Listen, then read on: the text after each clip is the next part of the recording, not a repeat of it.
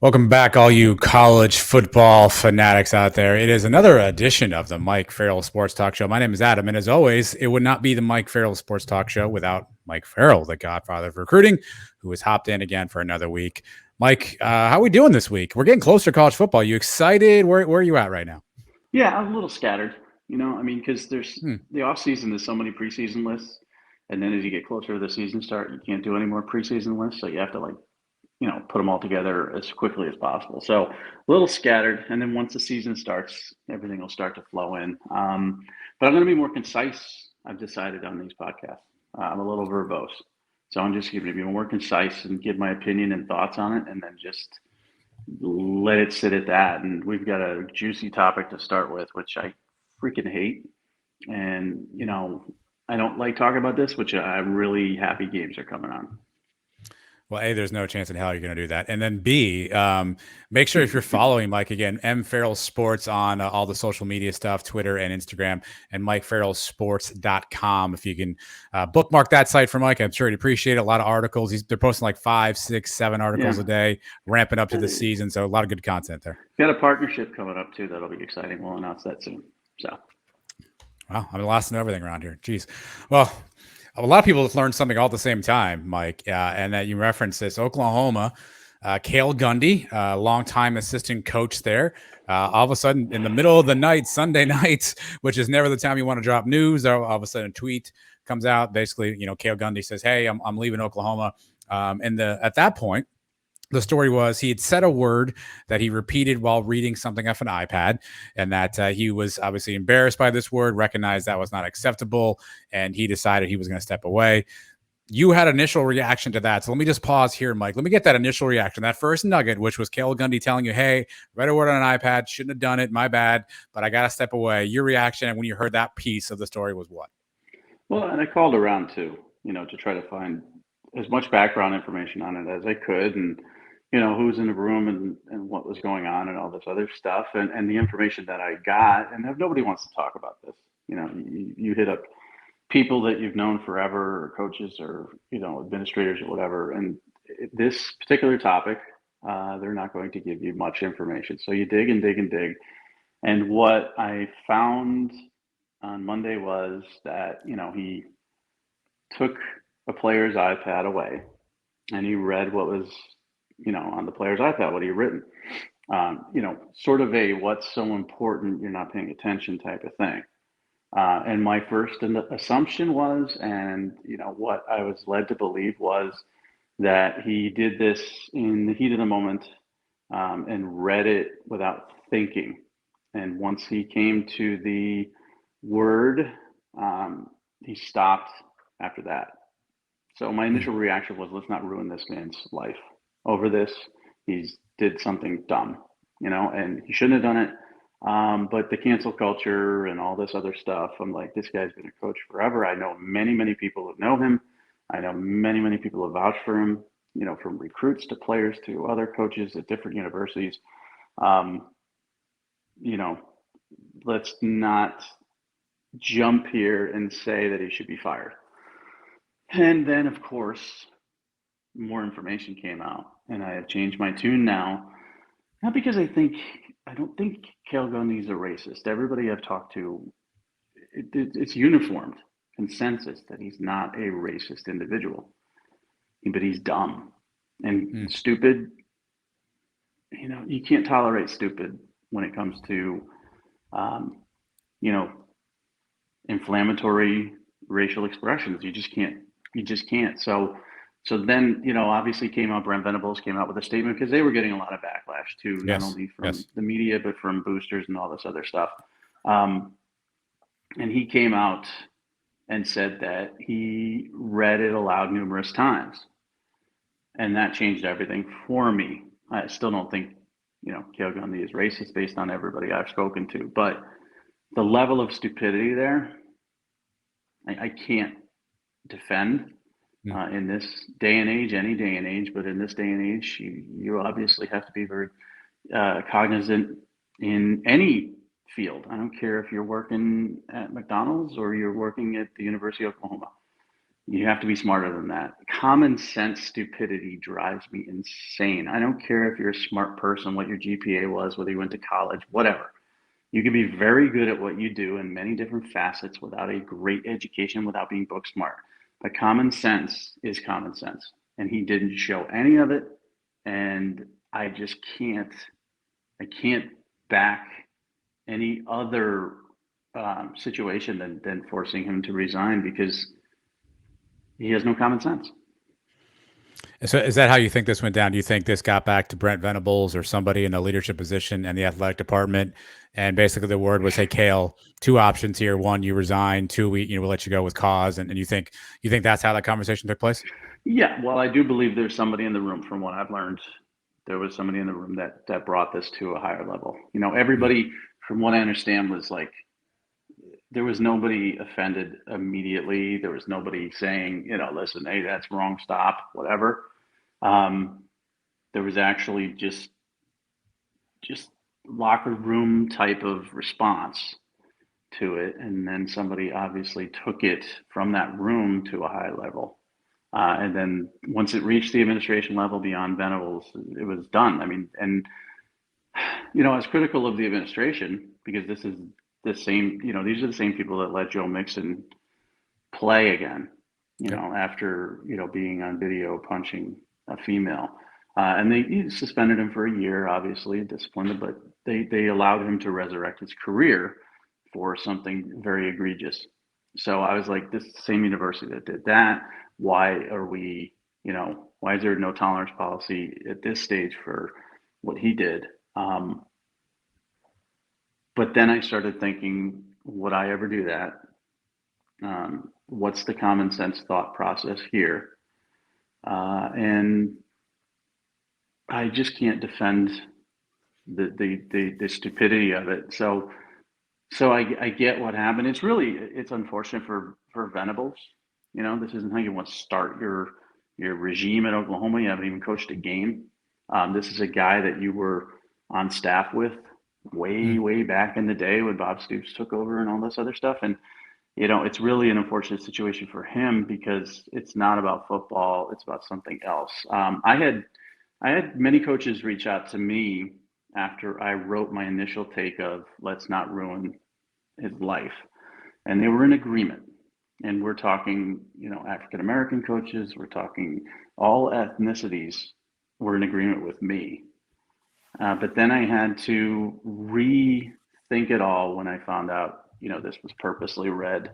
Because again, that heat of the moment thing, if I pick up a phone and I'm reading something for the very first time and I'm not looking ahead at what I'm reading, and I say something that's on the screen that I shouldn't, then that's a different story. Then knowing what it is, saying it and repeating it over and over again, it's completely different from what the initial report was.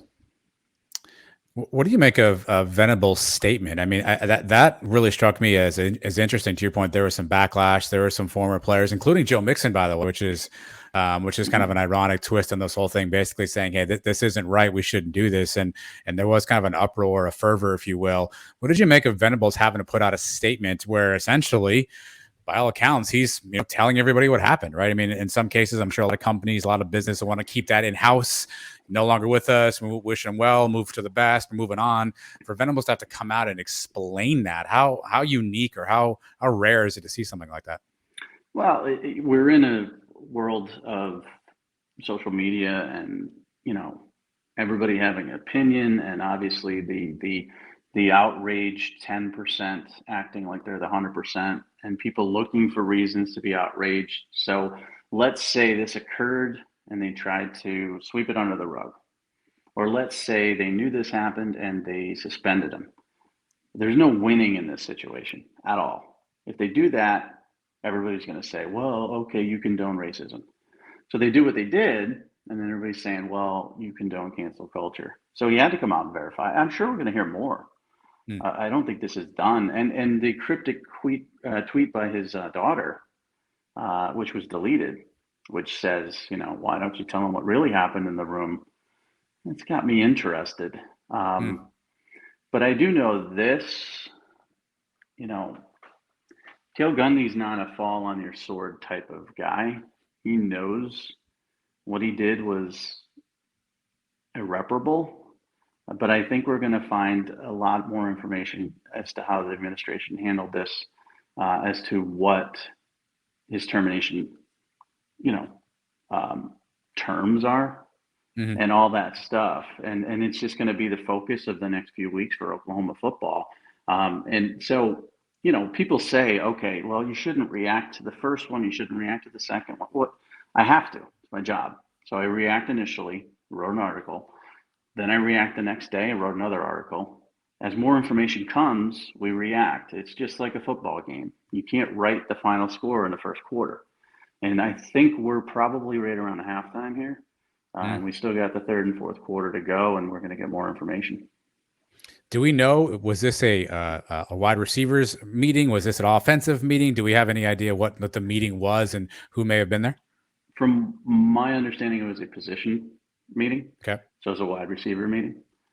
From my understanding, there was a wide receiver that, on the team that butted heads with him a little bit.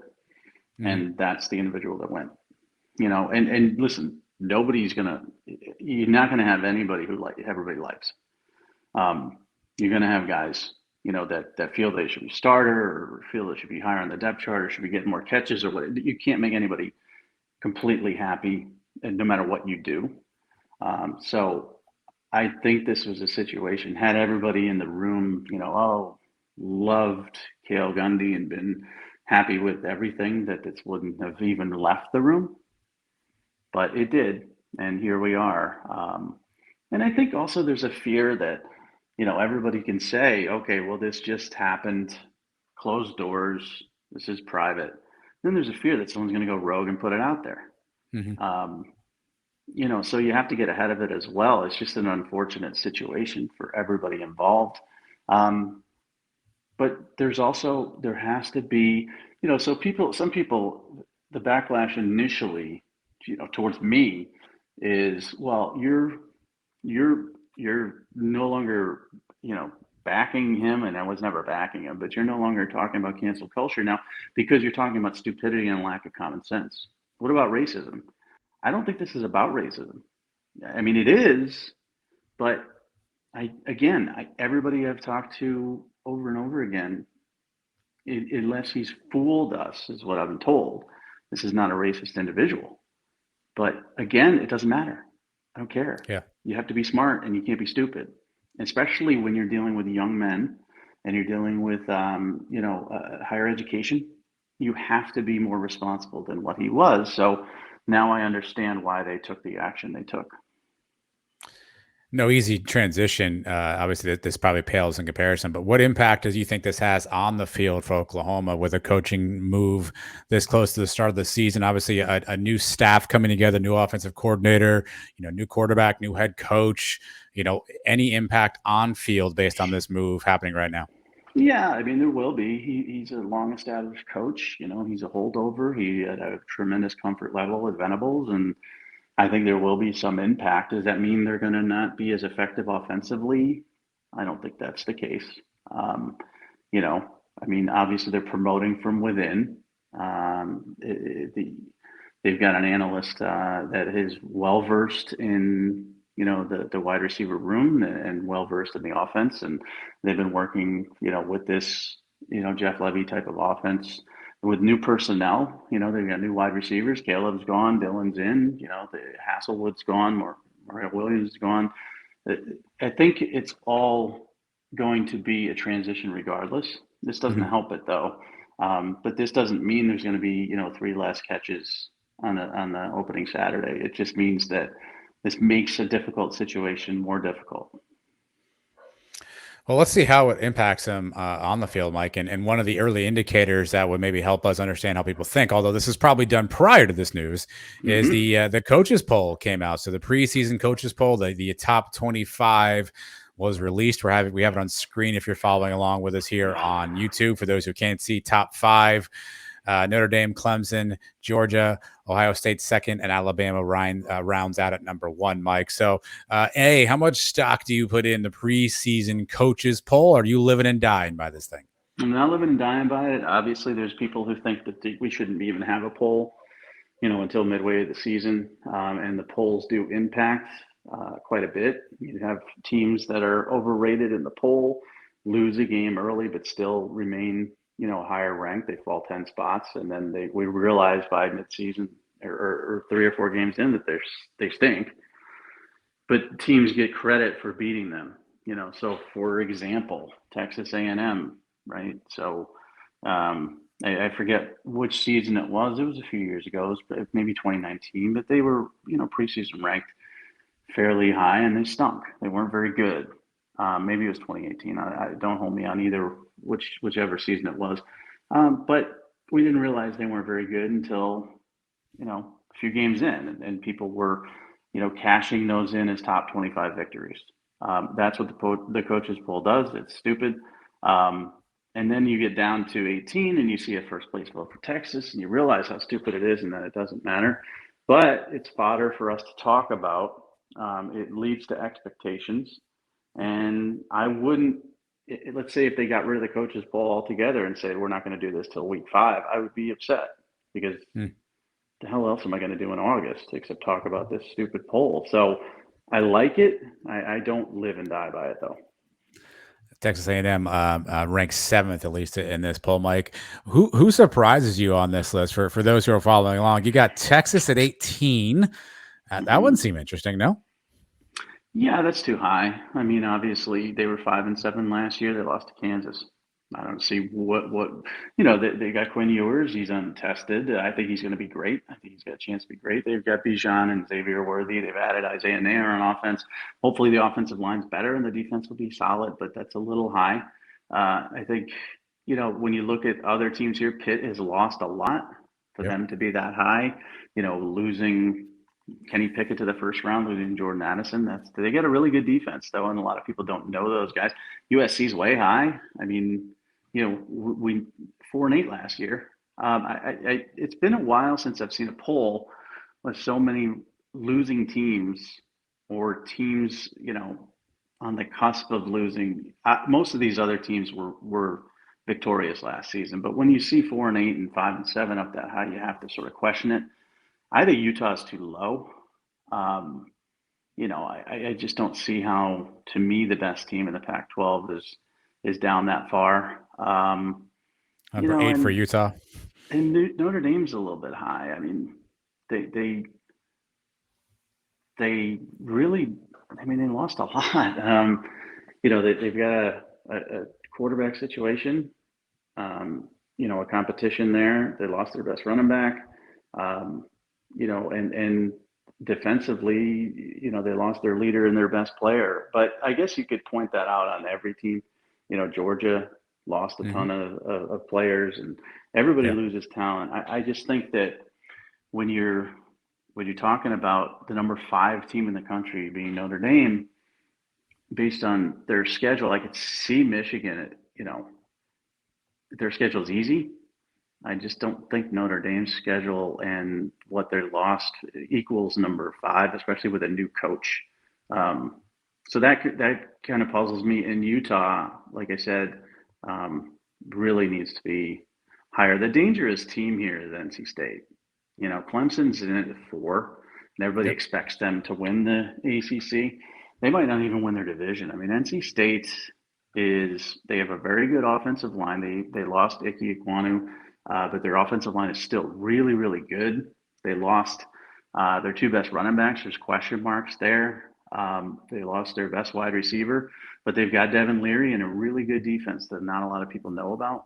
And I think they're going to put in place some breakout guys at wide receiver, tight end, running back.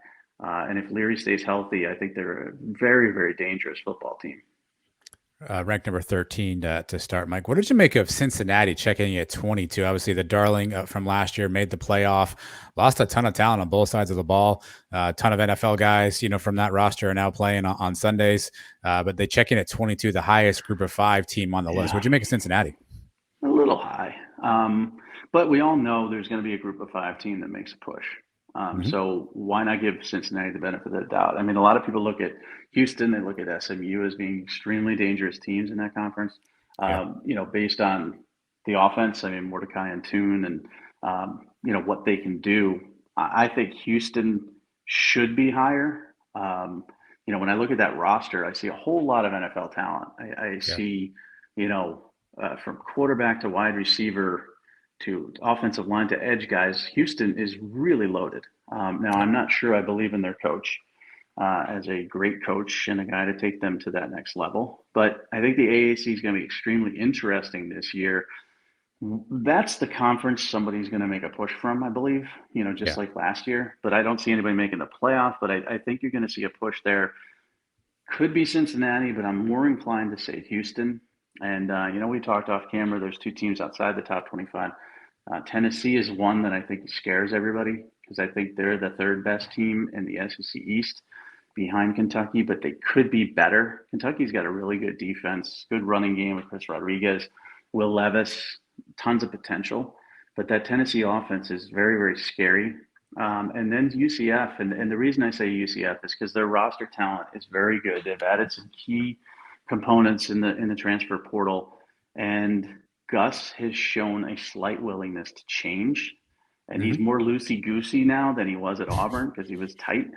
Florida man Gus is here. Florida man Gus is in full effect. He's such a different human being, and I don't know him. I just know that the Gus at Auburn wouldn't, he never followed me on Twitter, probably hated everything I wrote. The Gus at UCF follows me on Twitter. We DM every once in a while. He's just so different. And then even when he was in high school, when he had Mitch Mustaine back in high school, he was a very reserved, tight wad person. And now he's just different Gus. So I really do like UCF's, ability if they can get consistent play at quarterback to potentially be a surprise. And then, Tennessee, like I said, outside the top 25. Iowa not being in there surprises me a little bit. Not so much Penn State. I had Penn State as the fourth best team in their division, but for Iowa to, in my opinion, be the second best team in the Big Ten West and not being in there, that's a little strange to me, especially when you see teams up there like Texas that haven't proven anything, like USC that haven't proven anything, like Pitt that have been decimated. And you got four teams in the SEC West. Maybe not enough Big Ten in there. Give me the Mike Farrell top five. So what is the Mike Farrell preseason top five if you were making this poll? Yeah, and I'm going to do that. So this is off the cuff. This is not really thinking. No research, Mike. This is just no disclaimer. Disclaimer. Yep. Here we go. Absolutely looking at it and saying, obviously Alabama number one, obviously Ohio State number two. I've got them playing for the national championship, and I think there's a sizable drop off after that. Then I would probably go Clemson and then Utah. And I say that because, Georgia's great. They lost so much on defense, but they're reloading. Their offensive line's very good. They got two very good running backs. The mailman, can he do what he did before? They've got offensive weapons. Eric Gilbert's going to be back. Adonai Mitchell could be a breakout guy. But there's something that tells me that there's not going to be two SEC teams, this year. So what I'm doing is I'm looking at the Power Five and I'm taking one from each conference. So off the top of my head, I would go Clemson's going to win the ACC, but NC State's dangerous. And Utah is going to win the Pac-12. And I think do it in a fashion where they can be a playoff team. This Utah team is really, really, really good. They lost Lloyd on defense, and everybody thinks that they're, going to be decimated there. Well, they got Diabate coming in from Florida in the transfer portal, and that defense is nasty. And they've got a couple true freshmen that are going to impact on that side of things. And then the offense, they've got three capable running backs. Cam Rising is dangerous passing and running.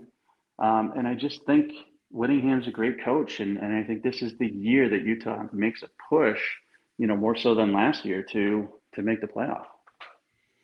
So in that configuration, you have Big 12 being left out, right? So your four don't include the Big 12. No Big 12 representation. The Big 12 is wide open. Big 12 is the most open of all of them. You could make an argument for the Pac-12, Oregon, up north with Utah, but USC is the wild card there. But you assume Alabama's going to win the SEC. You assume Ohio State's going to win the Big Ten. You assume Clemson's going to win the ACC. Big 12, you can't assume anything. Oklahoma has a new coach. Dylan Gabriel is good. He's a freaking spider.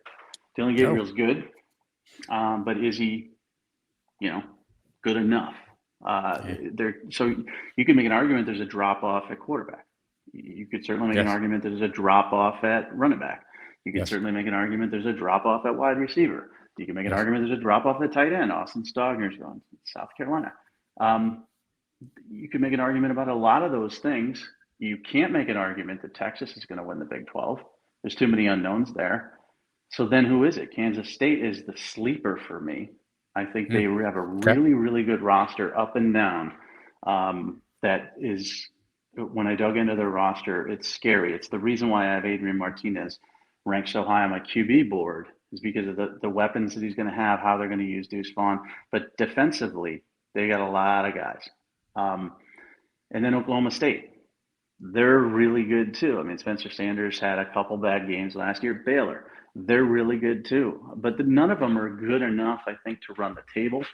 And I think it's going to have to be a run the table type of year, or at least 11-1 regular season, and then win the Big 12 to go there. And I think there's too much parity. I think you're going to see Baylor beat Oklahoma State, and then Oklahoma State beat Oklahoma. And I think that's how the Big 12 is going to shake out.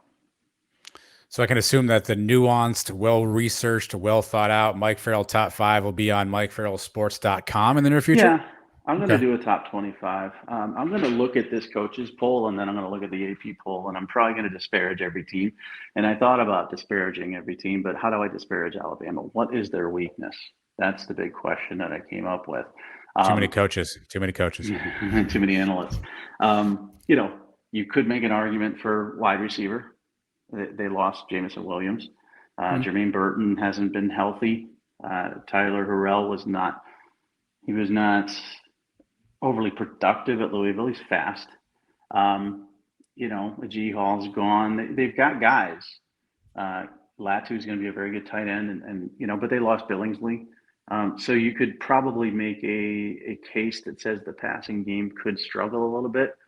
But when I put in the FSP, the Farrell Sports projection numbers for Bryce Young, which is based on a lot of different factors, came out with 51 touchdowns passing and almost 5,000 yards. So that kind of put a little, nick in my passing game question. They're loaded. They got 4 running backs. The defense is nasty. So if I were to disparage Alabama, it would be the wide receivers. If I disparage Ohio State, it's the defense.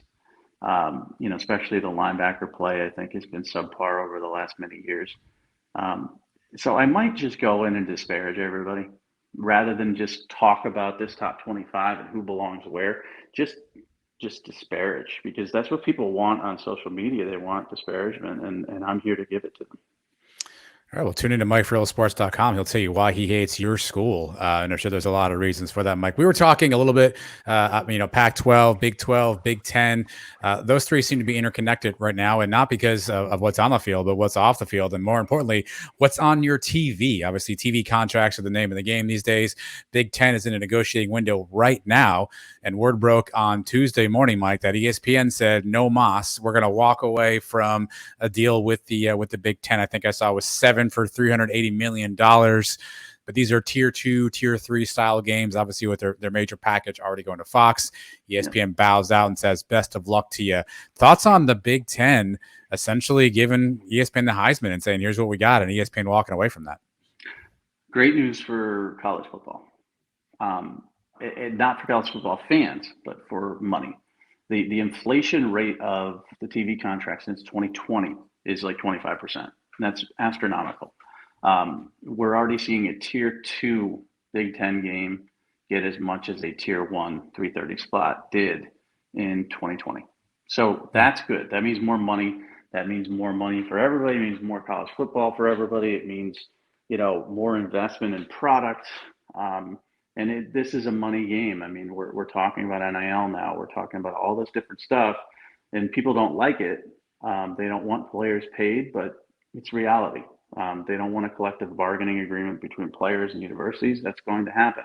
They don't want free agency. Well, it's here. But the more money our favorite sport can make, the better off we are. The streaming services here are extremely important to, I think, this formula. It feels like that with them. Like somebody's got to take the leap, right? Somebody's got to be the first one in the pool and say, "Hey, we'll do this." We saw Major League Baseball do that, at least with Apple Plus, and say, "Hey, we'll get into the streaming." But it feels like somebody's got to be the first one in the pool on this one. It almost feels like they're all kind of looking around, being like, "Okay, which one of us is it going to be?" And we, it's not us. It's going to be you. It's going to be you. But no one's really jumping there. It's almost like that big leverage point everybody has, but no one's jumping in the pool yet for the streaming. But it raises the value. Yeah, absolutely. No, it's a huge leverage pull. I mean, sure. Listen, just having the Amazons and Netflix of the world and those people just thinking that they might jump in here or whatever, that's great. That's great for college football. It's great for the amount of money that they can get from advertisers and from TV. You know, you could argue Peacock with NBC. You know, because NBC's Notre Dame's going to get $100 million. You know, there was talk prior to this Big Ten announcement that they were going to, shoot for $75 million, blah, blah. They're going to get 100. And you just watch them get it. And people are saying, well, there must be a lot more Notre Dame fans than we know of. No, it's fear of losing them. That ESPN, to their credit, and they're probably not in great financial shape. They overpaid 100 years ago for the TV rights for all of these conferences. And then people stopped watching cable, and cable boxes started getting unplugged, and you had all the wire cutters or whatever, cable cutters, and it was a horrible investment. So they finally said, listen, we're not going to do this. We're not going to overpay for this. Now, it could be to the Big Ten's detriment because ESPN's still a monster mammoth corporation, or it could be to the benefit of college football fans because ESPN's ABC. So now you got CBS, you got Fox, NBC is going to get in play here, obviously, probably, beyond Notre Dame with the Big Ten. I just think it's good. I don't think Notre Dame needs a conference, and I'm not rooting for them not to join a conference. I'm not, they should be independent, but why join any place? I mean, this just speaks volumes to if you're willing to pay for a tier 2, 330 Big Ten game through the nose, of course you're going to pay for Notre Dame because there are people out there. Notre Dame's the Dallas Cowboys in the NFL. They're the New York Yankees of Major League Baseball. People will watch them to either hope they lose or hope they win, but they will tune in. Some rumors, obviously, though, that NBC will get in the Big Ten game right at this point. And there's a structure by which, if you think through this, the Big Ten can have a game in all three windows, right? So that noon kickoff, that 3:30, and that prime time 7:30, 8 o'clock kickoff, a game in all three windows on three different networks, which would be NFL model if you think about it from that standpoint. How do you think the Notre Dame feels though about another school or other conference kind of elbowing in on their TV thing and getting on the NBC platform? I think NBC's got enough money where we don't have to worry about it. They're not going to lose Notre Dame. It's been a long-standing relationship. For ESPN to say no to the Big Ten, they're not saying no to college football. If NBC said no to Notre Dame, it would be in many ways to people saying no to college football, even if they do get involved with the Big Ten. And then wait till the SEC gets to renegotiate, and that's what's going to happen here. Is the Big Ten is going to get those slots you mentioned. All of the networks are going to go in on the Big Ten, and then when it's the SEC's turn, they're just going to exponentially increase those numbers, and it's going to be a battle for those windows. We're going to see Saturdays no longer be the lone tradition. I know we have the rare Sunday game and we have the rare Monday game at the start of the season, and we have Thursday and Friday football. Friday football never really took off. We're going to start seeing more days of the week for college football and real good games. It's not going to be, Maction or Fun Belt. Maction. Come on, Mike. Tuesday night Maction. But you're going to have legitimate college football games spread out throughout the week because one day doesn't hold it. And that's where the additional money is going to come for these universities is like, okay, let's do this. Amazon Wednesday Night Football. And we're going to throw a ton of money at this particular program or this particular conference. And we're going to have, real legitimate games on Wednesday nights because there's no competition. NFL's Thursday and Sunday and Monday. That's what's going to happen here. So I don't think Notre Dame cares. I think they're fine. Hey, listen, NBC, you spend your money that's not ours any way you like, but it's not competition to them because, again, every TV deal here solidifies Notre Dame's possibility to stay independent. It doesn't. Everybody saw that deal yesterday and like, oh my God, Notre Dame's going to beg to join the Big Ten. No, they're sitting back and they're like, their accountants are like, well, this is the number we thought we were going to get, but look at that. I'm crossing that out. Look at this number. It's bigger. We're going to get more money, and that's how they're always going to be. I assume this is good news for Pac-12, Big 12. Obviously, they're both in negotiating windows. Pac-12 currently, I think Big 12 and the new commissioners open up their window. ESPN now has a bit of a void inventory-wise, and for ESPN, this is an inventory game, right? More games on shelf, if you will, for people to consume and buy. So I assume this is good news for both Pac and Big 12. Do you think this stems some of that realignment stuff? Do you think that brings that back up now that that's in focus, or do you think we get a chance just to have the season and not worry about this nonsense till after the season's over? No, realignment, I don't think we're going to see any more movement on, behind the scenes, of course. I mean, obviously Texas and Oklahoma were occurring behind the scenes for the last couple of years. USC, UCLA wasn't done in a day. I mean, that was, obviously well over a year in the making. But it's good news for college football fans too, because you're going to see more of a balance.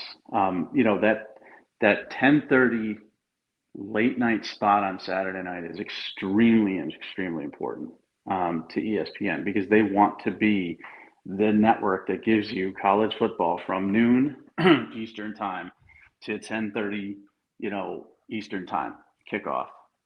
So that's going to be important for them. It's going to be helpful to the Pac-12 and the Big 12. I still think the Pac-12 and the Big 12 will eventually have to get together and form a Big Pac-12 or whatever they want to call it. And I think we'll have 4 major super conferences with the ACC as well. But this is good news too, because the ACC TV deal isn't great either.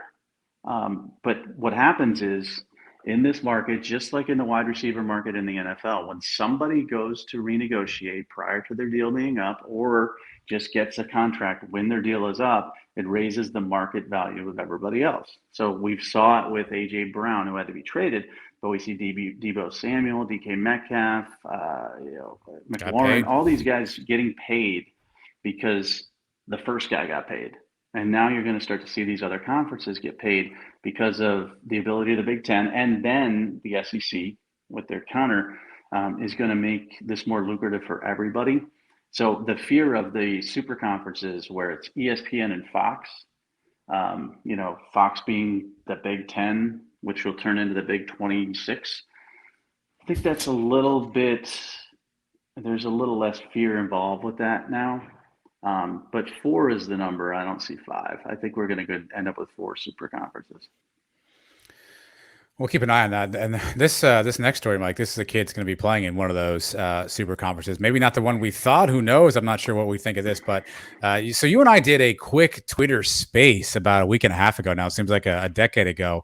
And that conversation, a lot of the topic was Malachi Nelson visiting Texas A&M. At the time, you were sort of like, hey, this is what kids do. He's going to go check it out. No harm, no foul here. And as time has gone on, though, more and more folks are saying, hey, maybe there's some smoke here. What's the latest you're hearing about Malachi and Texas A&M? Is he still firm to USC? What can you update us in terms of where we are with Malachi Nelson right now? Yeah, I think he's, obviously still committed to USC. I think they're the favorite. You have to look at, recruiting from a 10,000-foot view. You just put 2 and 2 together and you see he committed to Lincoln Riley when he was at Oklahoma, and then he commits to Lincoln Riley when he was at USC. He loves Lincoln Riley. But the people I spoke to said that this was a business trip, and this was a trip that he would really hate himself if he didn't take because of that number 1 recruiting class at Texas A&M. Now, this isn't all NIL, just like everything's not NIL. Part of it is, wanting to win, wanting to be the best. He's going to make money at USC, especially you would make more money at USC as a local kid, as a quarterback in that LA market. You're better off than being a quarterback in the Texas market. That's what Quinn Ewers quickly learned when he went to Ohio State and went back home to Texas. But this kid's already worth more than $1 million with no USC, Texas A&M NIL money. That's just the way it is when you're the number one player in the class. He's the number one player to me in the class, and you're a great quarterback. You know, he's the one paying for the trip. You know, he's the one footing the bill to go to Texas A&M, which is so. It's hard for people to get their arms around it. That these kids have money, but originally the thought was he was going there with his USC commitment teammates. You know, one of who's a teammate on his team, and one of them who's in this class to try to make sure they didn't decommit. They didn't make the trip, from everything I've told. You know, sources who were with him at the visit told me he had a very good visit. This was just him, trying to strike up a relationship with Jimbo Fisher, see what they have to offer, see that number one recruiting class and the talent that's around there. And the one thing Texas A&M has sort of struggled with is quarterback play. Kellen Mond was okay, not great. Certainly last year, quarterback play held them back. So he's intrigued. But here's what's really going to happen is he takes that visit. It might open him up to taking some other visits. But this is just going to make USC step up their game. And I'm not talking their money game. I'm not talking their NIL game. I'm talking their recruiting game. Like when he comes back and his head's turned by Texas A&M, then Lincoln Riley and his staff have to do that job to get him back in love with them. And I think that's the process that's occurring. You know, it's been over a week since his visit. Everything I've heard is that Texas A&M is a real player here, but USC is still his commitment. How many, and maybe not Malachi specifically though, Mike, but how many kids are taking these trips to find their second school, right? To find that school that, hey, I'm committed to school X. I'm going to go there. I go there a year, doesn't work out, but I visited schools Y, Z, and B, right? So now I kind of have that. How many kids are in your mind? Is that a phenomenon at all? Are people visiting schools to set up maybe the next school or the next move if it doesn't work out where they are? They're not thinking that because kids are narcissistic, egotistical, and they all think they're going to be NFL players. Yeah. But I think it's really good for them to take those visits and compare simply because of the portal. So that's not the thought in their head. The thought in his head is not, oh, geez, if I don't win the job at USC, maybe Texas A&M would be a good backup choice for me. No, his thought is I'm Malachi Nelson, I'm the number one player in the country. I'm going to go to USC. I'm going to start for 3 years, make billions of dollars, and be a first, number one pick in the draft. That's every kid's thought process because that's the way they have to think. But doing their due diligence now is more important than ever to me if I'm advising them. And I'm not using the word transfer because it's a negative term. I'm using the word business trip. So if Malachi Nelson comes to me and I'm advising him on the process, I'm saying, yeah, due diligence. Let's take a look at this Texas A&M program, see what they have to offer. You'd probably be doing yourself a disservice if you didn't. Let's make sure you do. And this is an extremely loyal kid. Everybody I talked to said that this is difficult for him to tell Lincoln Riley and the staff, I'm going to take this visit. Very difficult for him. He doesn't want to be disloyal in any shape or form. But here's the thing. In his head, Caleb Williams went to Oklahoma for Lincoln Riley. Lincoln Riley left. Now, if anybody at the beginning of last season predicted Lincoln Riley was going to leave Oklahoma and go to USC, then they should be playing the lottery because they're Nostradamus. You just never know what's going to happen. So people say, oh, Lincoln Riley just signed this huge deal with USC. He's not going anywhere. Well, you don't know. The Dallas Cowboys, could come knocking with an astronomical amount of money, and that could be the job he's always wanted, and he could be gone in a year. You don't know, so you have to take these visits, not only for that backup plan, but just to make sure that you're doing the right thing for yourself. But if you're a coach, that's absolutely a strategy, right? Get these kids on campus, now, even if you don't win them now, you win them on the second go around, particularly when you're a smaller school. I have the top 50 still up on the screen here, right? So Wake Forest, right? Get into a recruiting battle with Alabama. Know you're going to lose it, but be positioned for when that kid goes there and says, hey, I didn't get any playing time this year. Where do I go? Hey, there's little old Wake Forest who's back here. You saw us already. You liked us, right? That's absolutely a strategy coaches are employing, no? Yes, it's different because of the portal, and now of course they didn't pass the rule of unlimited transfers, which I think is good. They hit pause on the portal windows and the unlimited transfers because they need to go back and look at it a little bit more and put some thought process into this before you just pass these rules. But staying in contact with a kid post commitment is different now. It used to be like, hey, you sure you made the right decision? Now it's just like, hey, how you doing? Because you Sure. don't know in 2 years. It's like you just don't know whether you're going to be recruiting that kid again in the portal now. And getting any kid on campus for any visit is great because you get to learn more about them. Let's say, a kid goes to your school and visits, and he's a complete moron, right? And he's a jerk. You learn something about him. You don't want to deal with him in the portal. Or let's say you learned a lot about him as to what type of offense he wants. And let's say a new coach comes in there and changes his offense and, hey, remember us? And again, that's tampering after they're Mhm. gone to university. But we know that exists. But right now it's not. So, if I'm recruiting Malachi Nelson, I'm going to continue to stay in touch with him. If he wants to stay in touch with me, now if I'm Malachi Nelson, I'm not talking to anybody I don't want to talk to. I'm certainly not talking to, like, let's say, there's a school out there that's 10th on his list, and they keep DMing him or texting him. I'd be like, listen, you're not in play here. Let's just move on.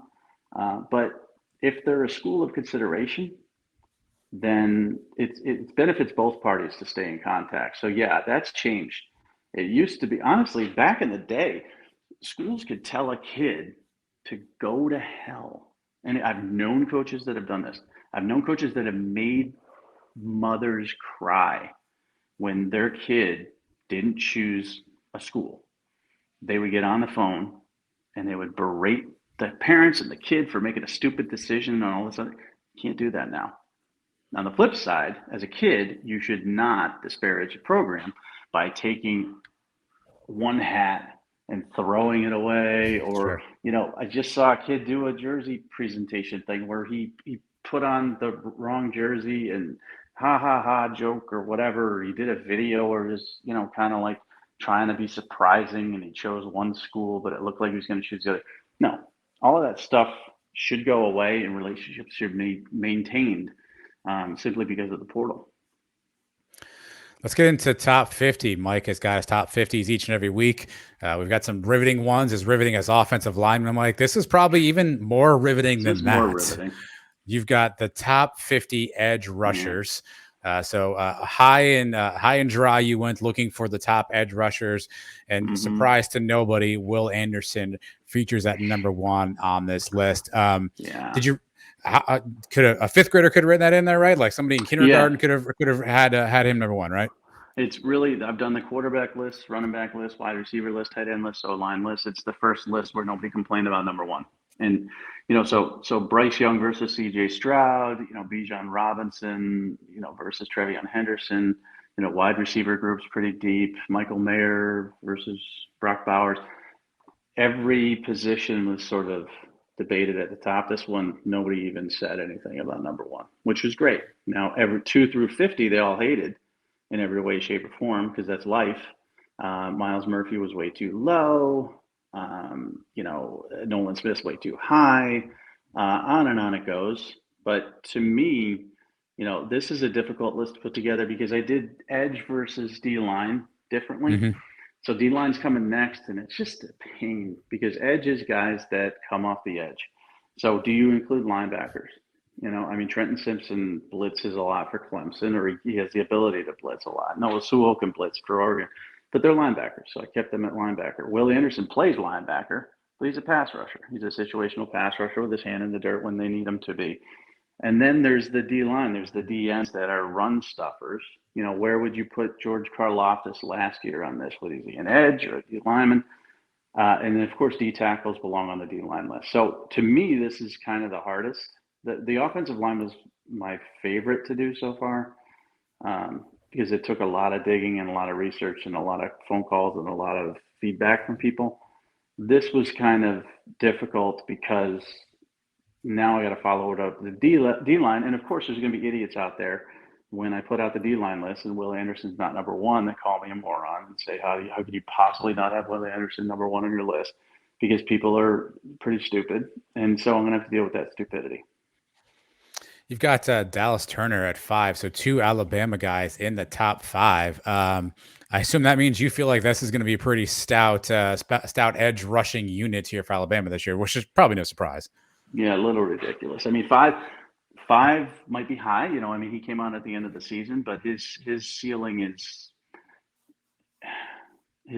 as high as Will Anderson, and people are going to say, "Well, that's stupid. Will Anderson should have been in the Heisman, discussion. He probably should have won the Heisman. If you could make an argument, he was more important to Alabama last year than Bryce Young was, and Aiden Hutchinson made it to New York, and no way he should have. Will Anderson's numbers dwarfed his. Dallas Turner is a freak of nature. He's ridiculous. He's going to obviously get less attention than Will Anderson, and we saw what he could do last year in his infancy. So this 1-2 punch from them is going to be absolutely crazy insane. And they've had crazy insane in the past. I mean, when you look at their defensive lines, maybe not so much in recent years, but going back to the Jonathan Allen years, I mean, they had 4 guys that were NFL players lined up across the board, that you just couldn't stop. This is 2 edge guys that you just can't stop. It's going to go down as one of the best 1-2 punches at edge ever. You also got 2 Auburn guys, if I'm seeing this correctly, in your top 20. How stout do you think that pass rush is going to be? I mean, Auburn, they're an interesting one to project. Hall is a very good football player.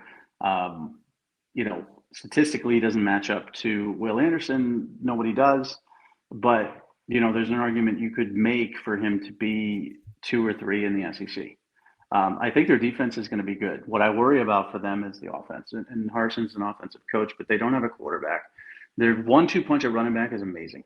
I absolutely love it. But wide receiver is a big question mark as well. So I'm not so worried about Auburn on the defensive side of things. Maybe some of the losses at linebacker and defensive back could hurt them, but it's the offense that I worry about more for Auburn. They relied so much on Bigsby over the last couple of years. Their offensive line isn't very good. It's not very deep, and that's not Harsin's fault. That's Gus's fault. Gus under-recruited O-line for the last 3 or 4 years he was there. They've got holes on that side of the ball, but defensively they should be able to provide a pass rush. Who's a name on this list people don't know a lot about that you think they're going to quickly learn about? That's a good one. I'm going through it. I kind of like the upside. Jordan Birch is 50, right? So I think he's going to be outstanding. And I have him 50 just based on what he's done so far. But athleticism and the ability to come off the edge and use his hands and all that stuff, I think what I saw in high school was a 5-star prospect, and I think we're going to see that on the field this year. So to me, he's an interesting one to look at the end of that list. I'm very curious, to see what Zach Harrison does at Ohio State, because he's such an underachiever.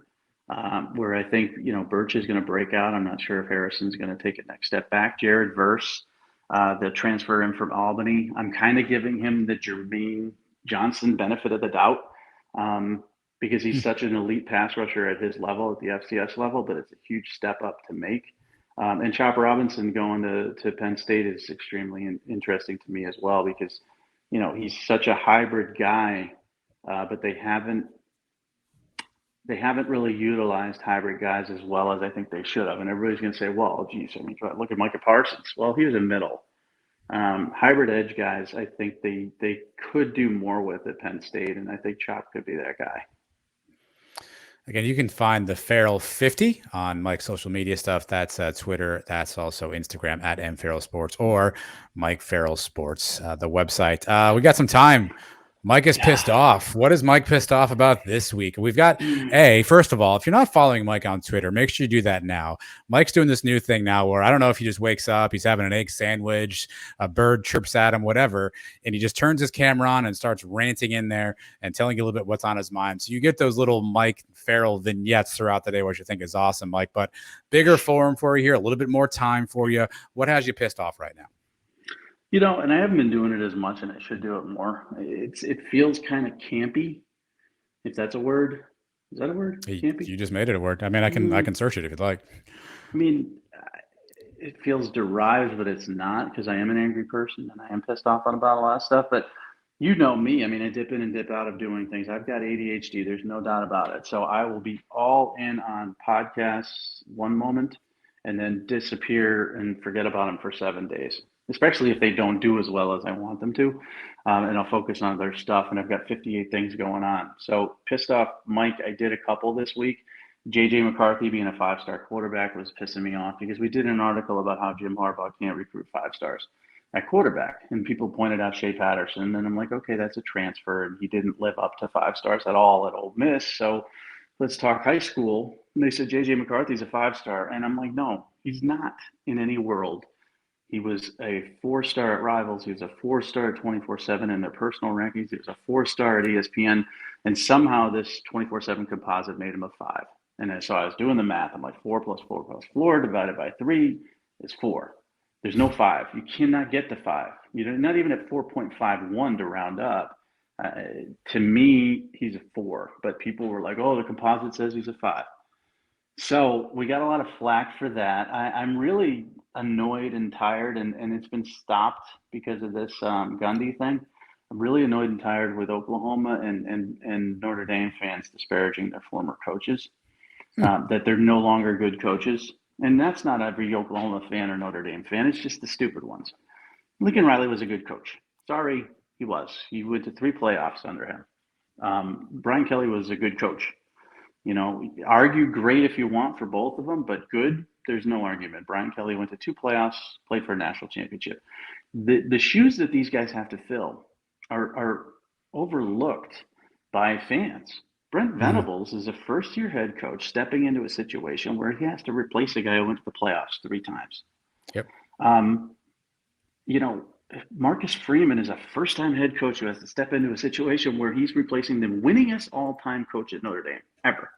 Yeah. So, let's stop with the, what is it? TBOW for Lincoln Riley. I'm not going to tell you what that means because it's cussy. But he doesn't suck. He wasn't a bad coach. Oh, the team never got better. It regressed. Kyler carried us. The defense always sucked. Yeah, okay, but you still made the playoffs. You know how hard it is to make the playoffs 3 times? Let's see Venables make the playoff in 3 out of 5 years, and then talk to me about how Lincoln Riley's not a good coach. And let's see Marcus Freeman play for a national title and take Notre Dame to 2 playoffs in the span of 8 years. If they both do that, then you could say, okay, Brian Kelly wasn't that great, Lincoln Riley wasn't that great. But until they do it, these are good coaches that you're just butthurt. You're butthurt because they left you, and I get that. We've all been left, but let's just be real about it, man. I mean, just because she left you doesn't mean she wasn't a 10. All of a sudden she's a 4? No, it's not the way life works. She put on some weight, but so I'm not going to look up butthurt. I'm not going to look up cussy. I think you said campy though is absurdly exaggerated, artificial, or affected in an unusually humorous way. Between Venables and Freeman, who has a better year this year? That's a good one. I've got Venables projected at 10 wins, but not winning the Big 12, and I think Notre Dame at 9-3. So I guess Venables better year. But I don't think either of them sniffed the playoff. If you're buying stock in one, are you buying stock in Marcus Freeman or Brent Venables? I'm buying stock in Freeman. I like Brent Venables. I've met him a few times personally, talked to him. Nice guy, super high energy, makes me look like, literally like I'm a corpse when I'm near him because he's just so high energy. I am the opposite of that. Hmm, I Weekend at Bernie's is me compared to him. He sure. would be dragging my dead body around. Great guy, but I don't know. They're going to the SEC. Recruiting is good. They're doing well, but it's a harder road for him, I think. And that sounds funny because Notre Dame has all the pressure in the world and all this stuff. But Marcus Freeman, the way he's been recruiting is unlike anything I've seen at Notre Dame since the blue chip magazine days in the early 90s when Notre Dame always had a top 5 class just because no one had ever seen any of them. Blast from the past. It's crazy what he's doing recruiting wise. So I'm going to give him the slight edge. I think they're both good fits, but I also think both of them are not going to live up to their predecessors. There's no way Marcus Freeman is going to a national title and 2 playoffs, and there's no way Brent Venables is hitting the playoff in 3 out of 5 years. Luckily, you're not dead corpse on this show. That would be really, really interesting content. Probably Speaking more of content, interesting. depends. I'll see what I can do. Carry us. Speaking of content, MikeFarrellSports.com. Update us. What's going on? What can we expect? Any new articles coming out soon? Give us some plugs on what we can expect there. All right, so I'm working on the D line, and then I'll do linebackers, and then I'll do the defensive backs for the Farrell 50 stuff. I'm doing a Farrell 50 top transfers. The transfer cycle is over as of August 1st, so I'm going to go through the 50 best transfers from last year. Probably do the top 50 defenses, top 50 offenses, just 50, 50, 50, but I'm going to do a lot of 15. Just put up the article about the top 15 teams that aren't scary anymore. Nebraska at the top, number 1. And my reasoning for why they aren't scary, I actually had to justify that on a couple of radio shows this week. It was entertaining to say the least at to how delusional certain radio people are when it comes to the team they cover. I won't give examples, but I was going to drop some names, Mike. Let's go. Let's get some. No, okay. But I will say, like, how can you say this program is not scary anymore? I'm like, oh, you haven't won a national title since the 90s, and you haven't scared anybody since the early 2000s. Like, who are you? Like, of course you're not scary. No one's scared of you. They used to be. They're not now, but they will argue about it. It's pretty funny. What else? Oh, rankings. High school football player rankings are finally coming to the site. I did the quarterbacks. It hasn't been released yet. I delved into it. I've been taking my time with this. Where's Arch Manning going to fall on this list? A little preview for you. He ain't number 1. He's not the number 1 quarterback in this class. It's not even close. Wow. But those are coming too. So I'll have quarterbacks, running backs. I'll probably release those every few days. So keep an eye out for that. Listen, people only care about my rankings if they favor their team. And that's been the case since I started doing this. So you could take them or leave them. I'm no expert. Rankings are subjective. It's my opinion. And it's one person's opinion. I've been right as wrong as much as I've been wrong. So wrong as much as I've been right. That's coming though. Rankings are exciting me. MikeFarrellSports.com is where you can find all that stuff. Again, M Farrell Sports on all the social media. Do you want to tease? You want to tease more about that, or I can't contractually, okay. But it's going to exponentially increase traffic to my site, which is great because the more traffic, then the more resources I have. And the more resources and ability to sell sponsorships and ads and stuff like that just gives back to you. I've got to make a living. Obviously, I got to feed this enormous body and pay rent. But after that, everything I make is going to be put back into the product, and you are going to benefit from it. So it's good news in that respect. Awesome. Well, again, make sure you're following along with Mike. Subscribe to the podcast here on the Believe Network. Check out that YouTube channel. Hit subscribe on that. Anytime something comes up, you'll get a notification. So we'll make your life a lot easier. Yeah. And check back. Listen, one thing Mike's not going to do with this newfound partnership is probably agree to a regular podcast schedule. I will do my level best to keep him on task with that.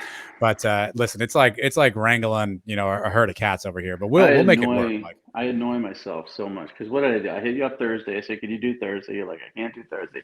And then we're like, "Okay, I could do Friday." And then I blew you off Friday. I didn't talk to you Saturday. Didn't talk to you Sunday. Sunday. Yeah. And then yesterday I hit you up, can you do a podcast? And you're like, oh, I could do one tomorrow. And then I said, Yeah. okay, let's do one tomorrow.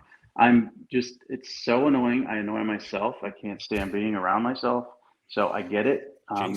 But the thought of, let's do a podcast Sunday night for a Monday release. Let's do one Wednesday night for a Thursday release. I can't do it. I can't. I just don't. There's something wrong with me, ADHD or something. And you know what? If I had more than 94 subscribers on my YouTube channel, then maybe I would do it. But that's pathetic. Okay. It's almost like talking to myself. Okay. Maybe we should do a show where it's like self-help with Mike Farrell. Maybe that's more of your lane. That would be 10 times more interesting than you talking about football. Me talking about regular life.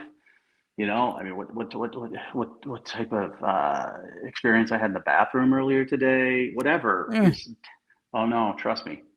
10 times. I don't want to trust you. I don't want to trust you. Maybe we'll start with the small stuff. Do you like self-checkouts at grocery stores, or do you want someone to check you out for you? Oh God, no! I don't want any human interaction whatsoever. Self-checkouts are my dream. I don't want the checked out 80-year-old, slowly scanning my crap and putting it in the wrong bags, or the shame. The judgment. I knew you were going to go judgment. Yeah, when you get the double wide bag of like Oreos. Oh yeah, I mean the shame of my diet. Oh, well, look at this. 7 cases of Bang energy drink and 16 cartons of ice cream with some Lucky Charms. What are you, 5? I don't need that, but I also don't need the judgment of not having my own grocery bags. Ooh. Like, oh wow, what's that about? Like that, I know that's a COVID thing and it's changed and all, and recycling and save the planet and all that stuff. But when you go up there without bags, they judge you. They're like, oh, you need bags? Yeah. I'm not killing the planet. All right. You drove here probably in, a car that just emissions haven't been checked in 50 years. So don't give me garbage because I don't have bags. I don't need that. Self-checkout's my way. A lot to unpack with that. I'll tackle this off air for all of you, so you can get back to your college football. I'll hit Mike. I'll pin him down to the paper straw, which I think is a huge degradation on society. Made in the world. See this straw? See how plastic that is? Now listen, I like turtles. I don't want them to choke, but I'm not drinking out of a paper straw to save their lives.